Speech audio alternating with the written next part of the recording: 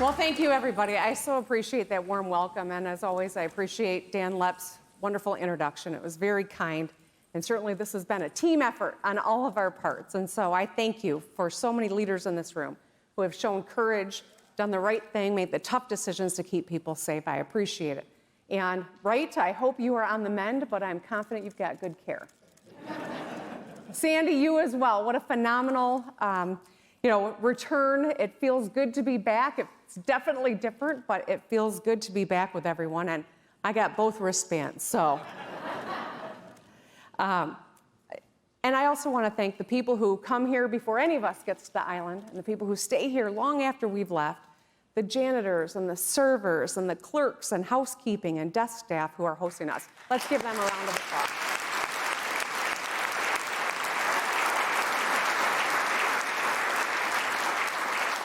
So as we begin, I want to start by quoting two famous Americans, one from our past and one from our present. One eloquent, the other plain spoken. One very real, and the other entirely made up. Both equally prescient and profound. In 1968, hours after Martin Luther King Jr. was assassinated, and just months before his own assassination, Bobby Kennedy said, "We can make an effort to replace violence that is spread across our land with an effort to understand, with compassion and love." 52 years later, Coach Ted Lasso quoted Walt Whitman and said, "Be curious, not judgmental."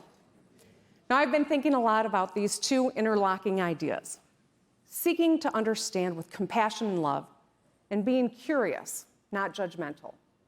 That intention drives a lot of the conversations I have been having with people all across our state, and I'll expand on that in a bit. So in addition to pondering quotes by fictional coaches and real politicians, I've been governing through a pandemic and facing down challenges that none of us could have ever imagined. Today, thanks to our effective management, the once-in-a-century virus, Michigan's economy is poised for a once-in-a-generation recovery if we all work together. Yeah, thank you. Our unemployment rate is below the national average and has gone down for 8 straight months. In the first quarter of 2021, personal income was up 19.1%, the fourth highest nationwide. Our GDP grew 7.6%, the best in the Midwest. Our credit rating in the midst of all of this was boosted by 2 rating agencies, Moody's and S&P. We turned a projected $3 billion deficit into a $3.5 billion surplus. We are a top 10 state to do business, and we still boast the strongest automotive manufacturing nationwide.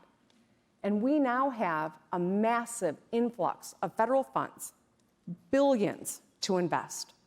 And with those resources, we can make the transformative change on infrastructure, skills, small business, education, and so much more. Change that's eluded us because our general fund hadn't grown in 20 years.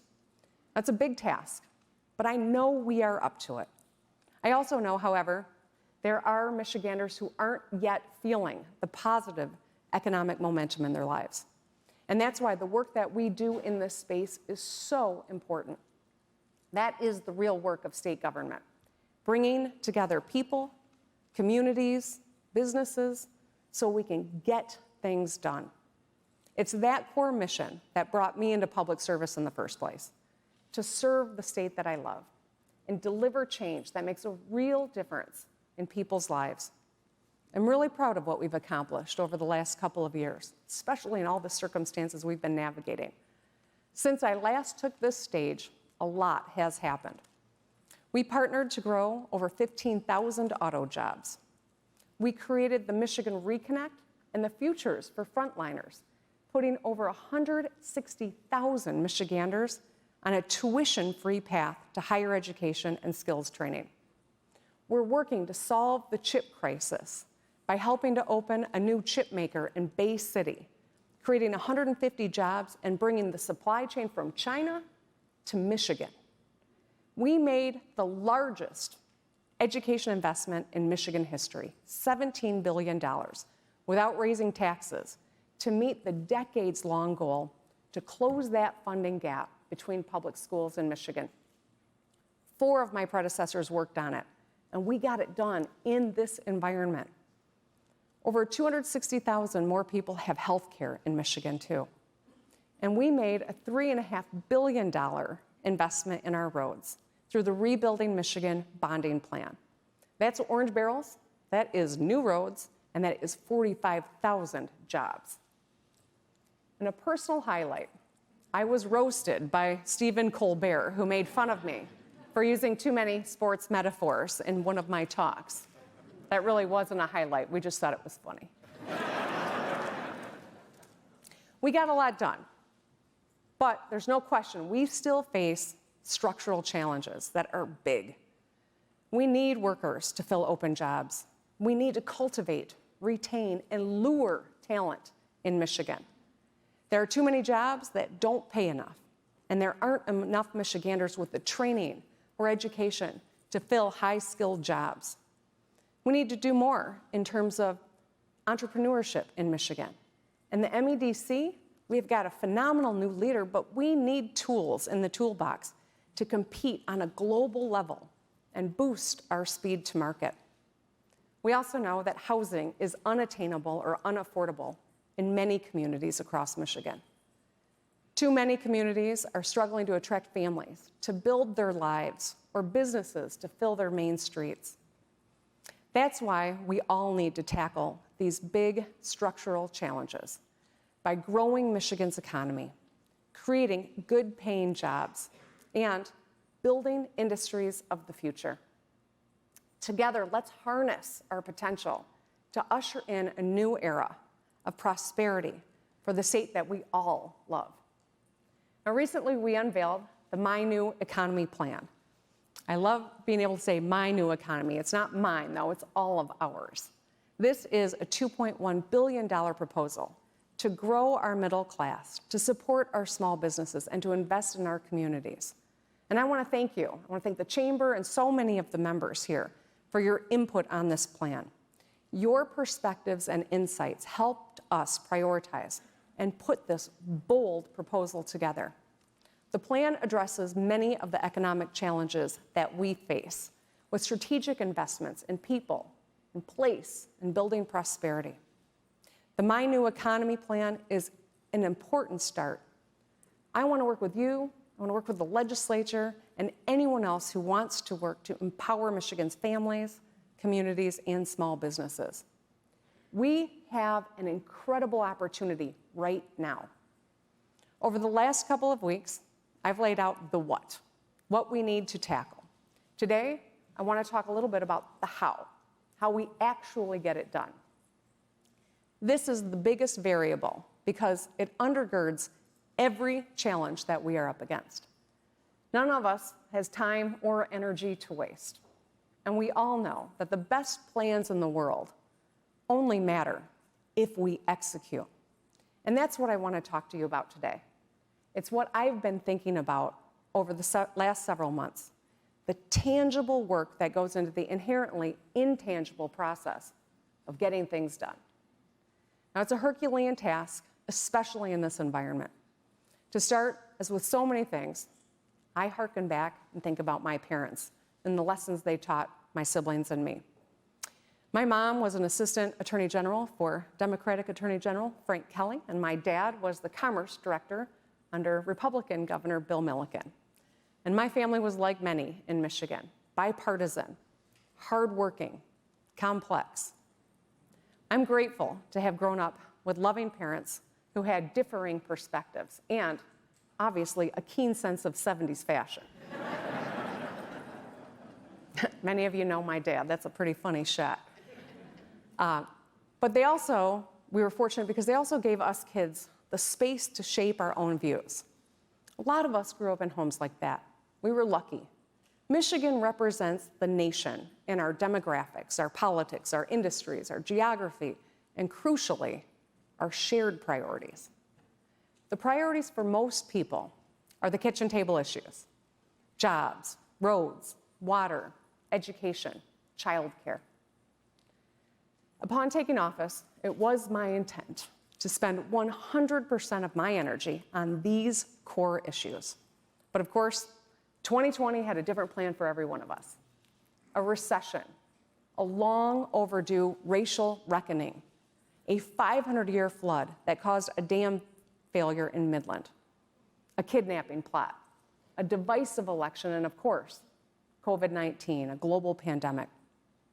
We faced the virus head on and led with science and learned from medical experts so we could save lives.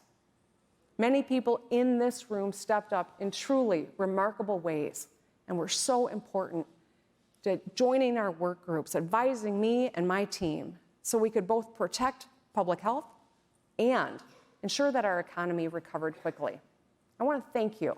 We couldn't and we didn't do any of this alone. You were critical partners. And just as relief in the form of life-saving vaccines rolled out of Portage, Michigan, giving the whole world a collective sense of hope, January 6th happened. I was glued to the television, like probably most people in this room, sitting there with my husband and kids, watching in silence. We were stunned. We saw brutal attacks on law enforcement and the culmination of so many issues. Disinformation, partisan rancor, and political violence came together on that day. It was tragic. And that day, we all saw the clearest, most visceral manifestation of the fundamental issue that every one of us faces, our political divide. We see that divide in our state, too. It appears that we live increasingly in two Michigans. There are countless studies and articles and data points that demonstrate this.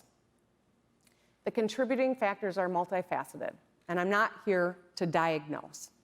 I'm here to focus on the how we move forward and how we get things done in this environment. In 2017 and 2018, I listened a lot. I got into all 83 counties so that I could hear from Michiganders directly about the challenges they faced. It's why I have stayed centered on the kitchen table issues. Families everywhere, from Ingham to Iron, Macomb to Mackinac, Kent to Keweenaw, county to county to county, care largely about the same exact fundamentals. Engaging people is really what I missed the most throughout COVID. Being governor is an isolating job in the best of days, but in a pandemic, it's exponentially isolating. Every Michigander probably felt a bit of that isolation. It's difficult to sum up in one word. It's a feeling of being alone while things are getting worse. Powerless in the face of a global force that's stretching your paycheck thinner. Anxiety because poisonous technology is profiting off of making us afraid and angry at one another. And worried about our kids' futures. So I Zoomed with people, many different groups of people, grocery clerks and nurses and teachers, doctors, childcare workers, utility workers, sanitation workers, to name a handful. And as soon as it was safe, I hit the road so I could meet with people in person. Masked up, of course. But I mentioned in my State of the State earlier this year that I was going to get out and we were going to have fix the damn road ahead conversations. It's been good to get out and engage. I wanted these conversations to be real, to be off the record, unscripted. I didn't want a facilitator. I wanted to speak directly to Michiganders. No cameras, no mics, just a table and some chairs. I wanted to talk to a range of people that represented a range of communities and viewpoints across our great state.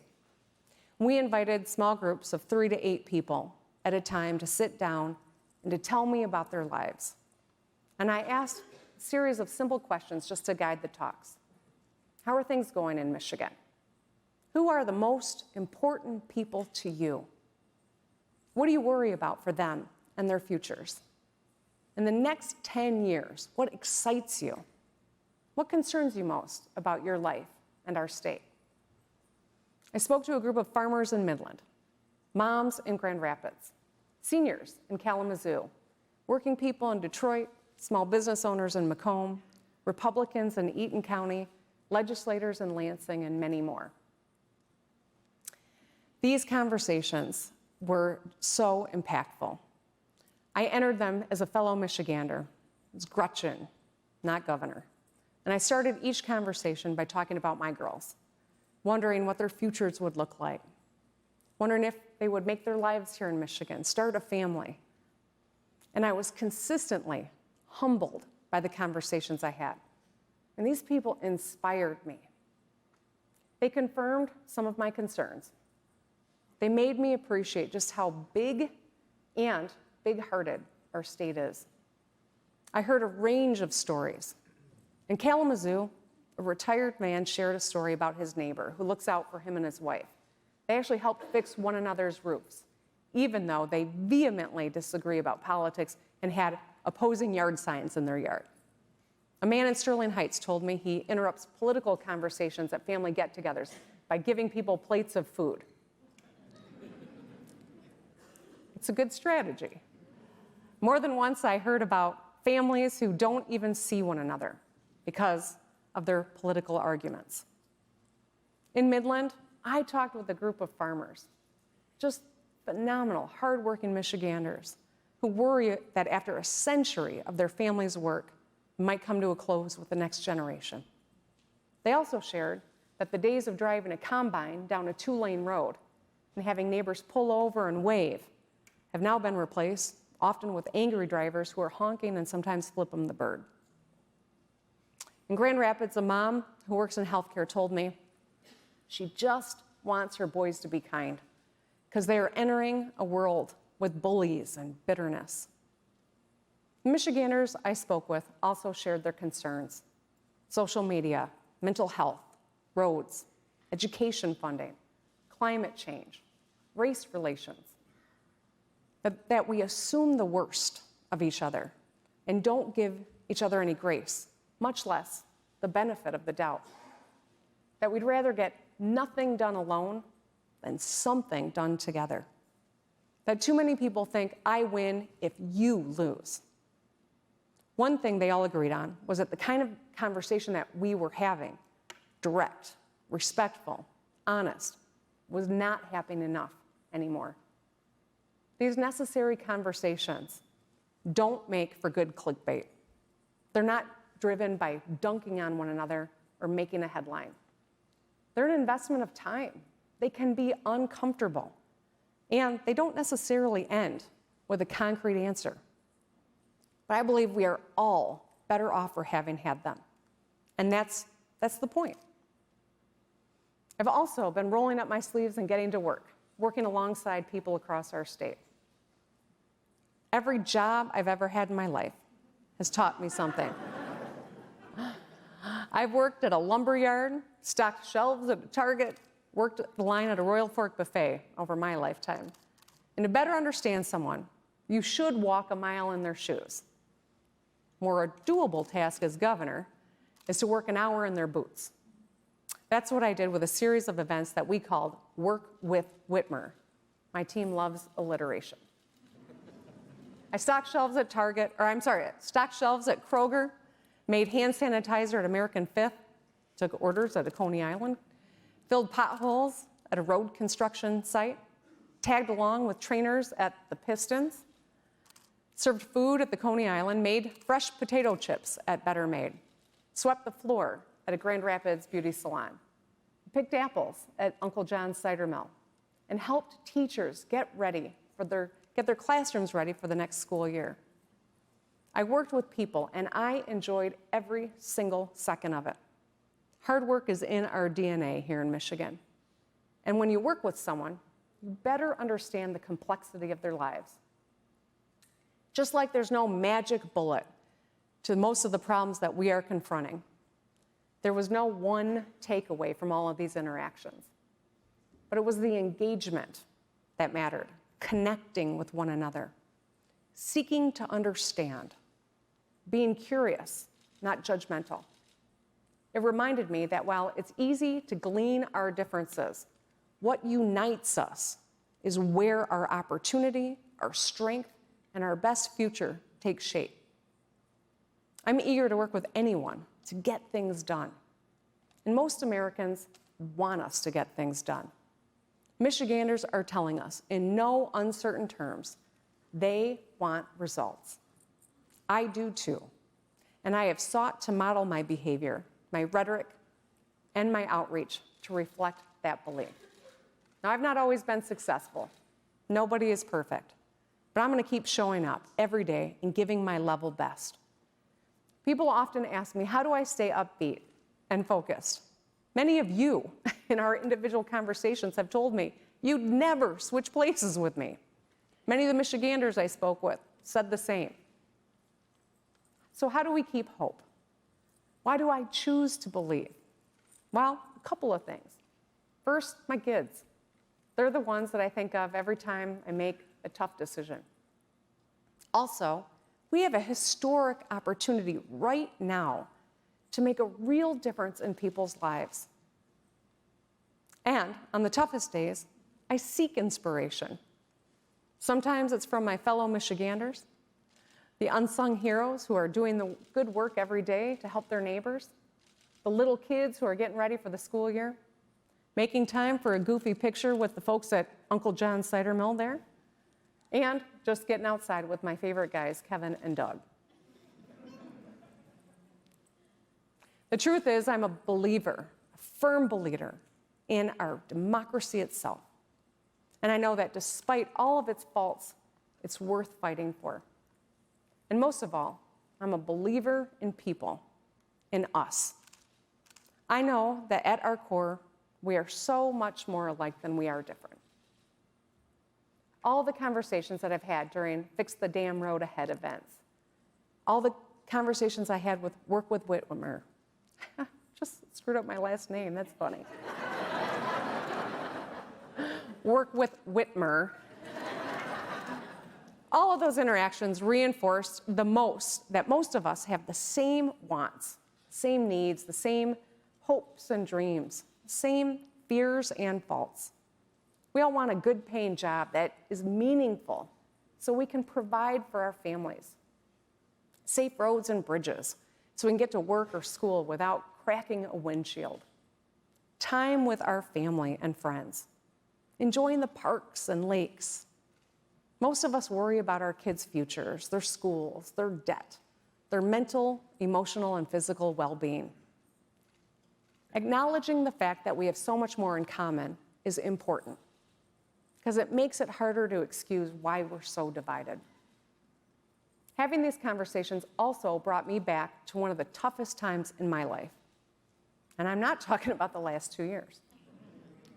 I'm talking about when I took care of my mom at the end of her life and my daughter at the beginning of hers. Now, that time in my life forged me. I remember a point when I was really struggling. I wasn't sleeping, I was always working, and I was continuously stressed. And at that point, one of the wonderful hospice workers gave me a pamphlet and suggested I read it. Now, that pamphlet told the story of a man who was riding the subway in New York City, and his 6 kids were running wild in the subway. They were annoying everyone on the train. One of the kids bumped into a woman, and she had it. She was getting ready to give this dad a piece of her mind. And just when she was ready to read him the riot act, he turned to her and he said, "My wife just died of cancer, and I don't know how I'm going to raise these kids by myself." In that moment, everything changed because she saw his humanity. 2 decades later, I still think about that lesson. I think it's a lesson that should teach us all. We all need to remind ourselves from time to time this lesson that can be summed up in a simple word, sonder. Sonder is the realization that each random passerby is living a life as complex as your own. Their own hopes and dreams and fears and faults, routines and idiosyncrasies, their own story. We would all be better off if we started listening to each other's stories. We should heed the words of Bobby Kennedy and Ted Lasso. and make an effort to understand with compassion and love, to be curious, not judgmental. I've often thought about that lesson over the course of the last 19 years since reading that story. Now, I'm not naive. I know how much bitterness and hate there is in the world. I see it. I hear it. In the last 2 years, I've often been the target of it. And despite that, hell, in spite of it, I choose to believe in the core decency and dignity of each and every single person. I hope every Michigander knows, no matter how much we might disagree, I'm rooting for you. I know people get up every day and fight for the things they care about, just like I do. I know you fiercely love and defend your family, just like I do. I know you've got moments of weakness or slip-ups or bad days, just like I do. But I believe, I know, that our good days outnumber our bad days. There are times that may seem harder and harder to believe, but I will never give up. Because for better or worse, I'm blessed by this hope. It keeps me focused on the importance of the task ahead. Healing our divide will take a long time, but it is the most critical thing we must do.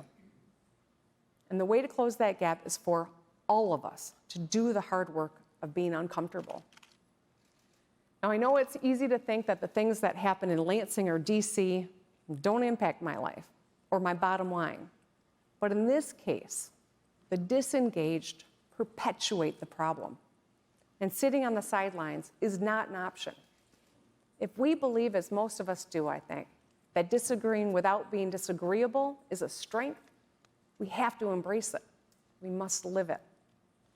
So my commitment to you is simple. I will make a seat at the table and work with anyone who wants to get things done for Michigan's families.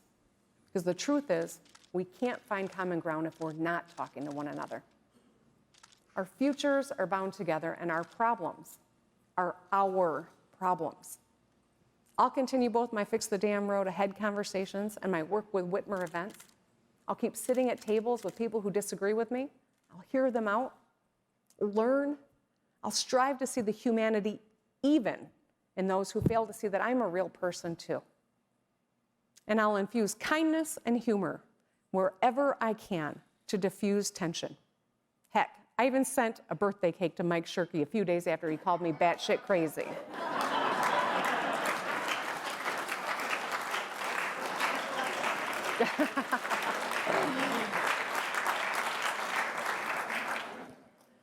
Now, I can't afford to send a cake to everyone who's disagreed with me, but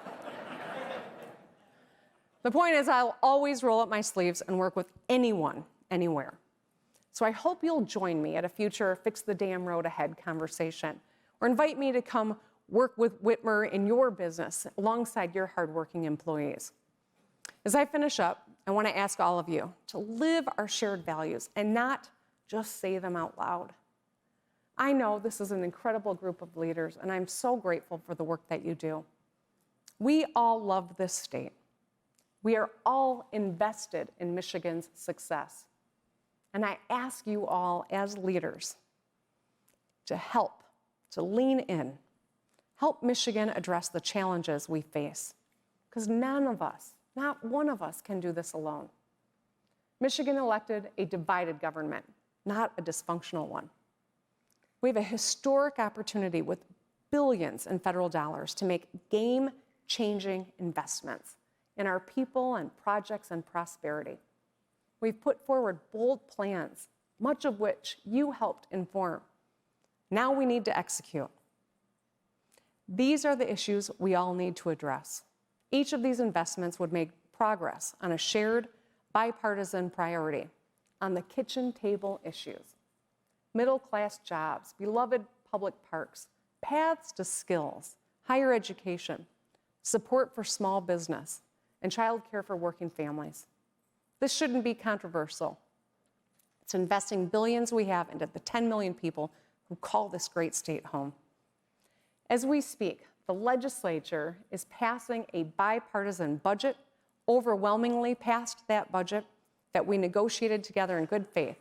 And I look forward to signing this budget next week. The budget puts $500 million into our rainy day fund, the largest one-time deposit ever. It fully funds the Michigan Reconnect and the Futures for Frontliners so that we can upskill. It expands childcare to 105,000 more kids at low or no cost. We can repair 100 bridges, replace lead service lines, and so much more. This budget is a testament to what we are capable of doing when we work together. Let's continue in that spirit of collaboration and put the billions of federal dollars we have to work. We can't waste this opportunity, and I ask you to work with me and the legislature to get it done. I also ask you as business leaders to take a stand against effort to undermine elections and voting rights, including right here in Michigan. Let's oppose efforts that create new barriers to voting. And my final ask to all of you is to put time on your calendar toward addressing political division. I don't know what that might look like for you, but it is a problem worth solving, and maybe you'll learn something that'll help me do a better job. I would love to work on that with you. If we ignore our divide, we will stay stuck, and we'll all be worse off. So ask yourselves, what tangible thing can you do every day to help us turn down the temperature and focus our energy on the big structural problems? We've got to face this political divide head on. It's easy to feel discouraged and divided. We certainly have had bitter elections. We've lost friends and family over politics. We consume different media, and we've let politics exacerbate the pain of a global pandemic. Cynicism is tempting, but it's not productive, because who we are today does not define who we are tomorrow. We are a big, beautiful, big-hearted state defined by our complexity. We're the rich sound of Motown, the ingenuity of the Motor City, the swagger of the Bad Boys, the blood, sweat, and tears of generations of working families who built the middle class. We're the creators and the doers and collaborators. We are not destined to be divided. We can come together if each of us does the work. I promise you I'll keep doing my part. I'll keep engaging in good faith to get things done, because it's what our state needs and it's what our people deserve. And I'll work. Okay, good.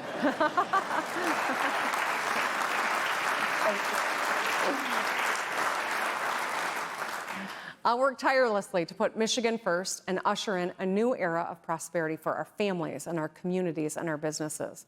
I'll live my values, and I'll make an effort to understand with compassion and love.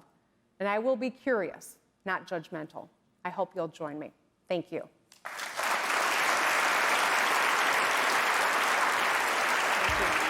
Joining the governor on the stage, please welcome back Daniel Loepp.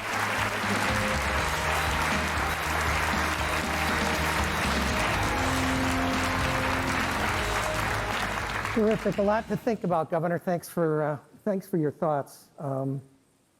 Division. Let's talk about that. Division never works in business. It doesn't work in education. It doesn't work in politics. So I guess the first question is there something actionable we can do, like right now, to try to deal with that, at least out of the box a little bit? Any thoughts?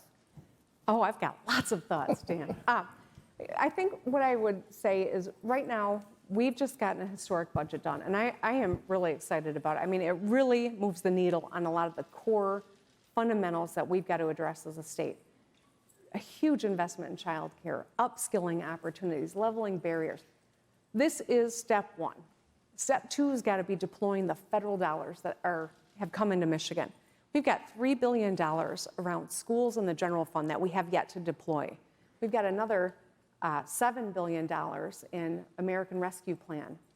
We may have an infrastructure package. I mean, there's so much opportunity here, and that's why we wanted to work so closely with the business community and stakeholder groups to make sure that the economic plan is centered on the things that really are going to, not just projects, not new initiatives, but really move the needle and put us on a path. So I think that everyone here, reaching out to the legislature, give them a pat on the back for this budget. It passed 35-0 in the Senate. It passed, yeah.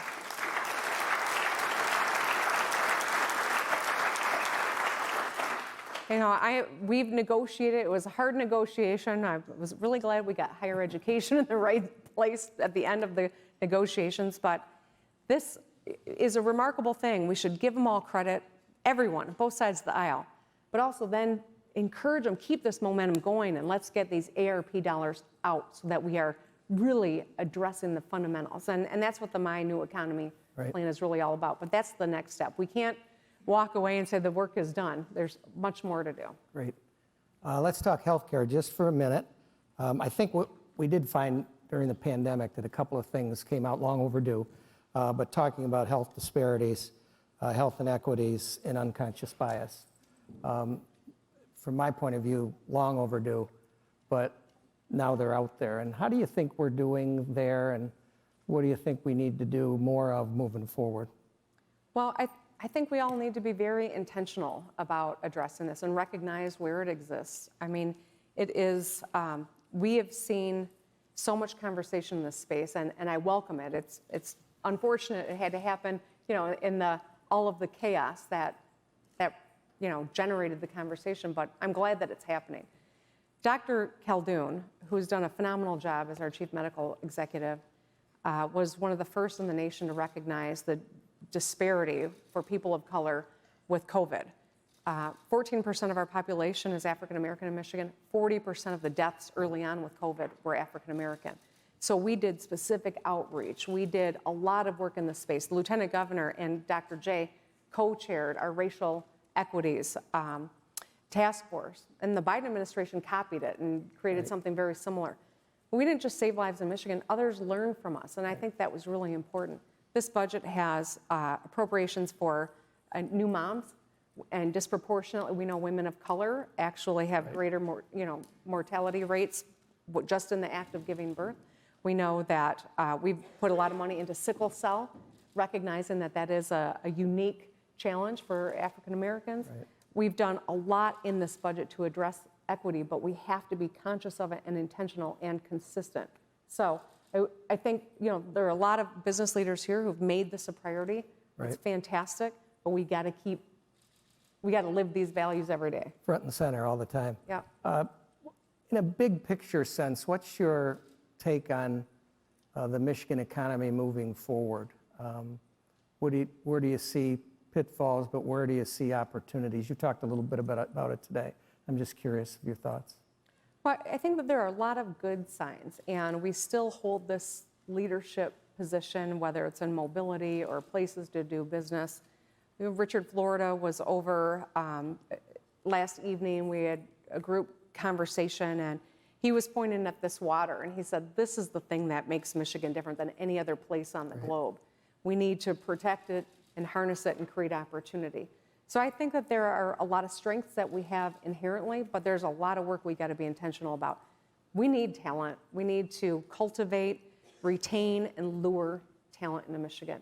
We need more tools at the MEDC so that we can, be the place, the go-to place. We just don't possess those, and so I want to work with the business community to make sure Quentin Messer, our new leader at the MEDC's got every tool all his competitors and all the other states have too. And we can use that because the talent, as you know, and we've talked about this, talent is the number one issue to business in the recruitment of talent. And it's really over the next, half a dozen years, the states that figure out how to do that the best will obviously benefit the best too. The other thing that I give you, you talked about it in your remarks, but your $2.1 billion worth of investment, what does that really mean? What do you think the impact will be across the board? I mean, the biggest pump in education that I've seen in my lifetime, which is terrific. But overall, the opportunity here takes us where? Well, after 20 years of not having our general fund grow at all, we've not been in a position to make some, substantial priorities in terms of leveling barriers to skills or expanding educational opportunities. I think this is a moment where you see the potential here that we can't waste. And that's why the My New Economy plan that we unveiled is really driven by conversations with the business community, with stakeholder groups, with municipal leaders all across the state of Michigan. Affordable housing, when you go to Traverse City, that's the number one issue people want to Right. talk about, affordable housing, people with skills. That's what this My New Economy plan is all about, growing our middle class, investing in communities, and supporting small businesses. That's how we build a resilient economy that creates opportunity for everyone. Great. Finally, last question. You, like thousands of other parents in Michigan, have college-age kids that were impacted by the pandemic. Kind of messed with their high school years, or at least the last year or two of them. Now they're in college. Can you reflect, because it really, there are probably hundreds of thousands of parents in Michigan that are in the same boat that you are. What do you think, how do you think they've been impacted based on your experience? But what are the opportunities for them going forward? Because I think every parent, you talked about it a little bit in your remarks, every parent looks to their kids and wants them to be in a better spot than they are. You know, that's what parents should do. And I'm just curious as your thoughts as you reflect. And I know you took the girls down to Ann Arbor to check in, and they're there and doing well. But I'm just curious because there's just thousands of people that are in the same boat as you are. Yeah. Well, you know, sometimes it's hard to raise teenagers. It's even harder when you're the one that cancels their graduation and prom and everything else. You know, I had my daughters in such quick succession. I thought, oh my gosh, they're going to graduate in the year 2020 and 2021. What great graduation years. The worst 2 years to graduate for this generation. You know, we often say kids are resilient, and they are. But man, every one of us is dealing with the pandemic. Every one of us has, we've never worried about keeping a roof over our heads or putting food on the table. So our stressors are not the same as Right. what many. Like I don't even like to acknowledge that we've felt stress because it's nothing compared to what a lot of Right. people feel every day, pandemic or not. But I see it in my own kids. My daughter going to class for the first time, she was very anxious about it. And I was surprised. She's a confident kid, never complains. It was the first time she'd been to class in 2 years. Right. And so I saw that in my own child, and I know that's another layer we're all going to have to unpack, and we're all going to be dealing with it. And that's why mental health is something heard concerns about from everyone. But you know, we've got big challenges to address so that our kids can live a higher quality of life than we do.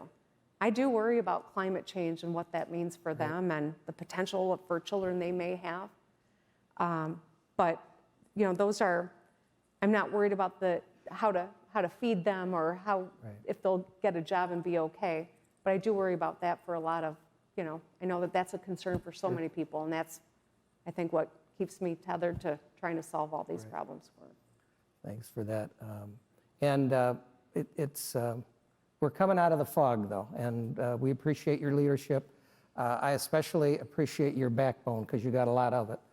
And we thank you for your remarks today. Thanks for being with us. Thanks, everybody, for being here, and have a great afternoon. Thanks, Governor. Thank you.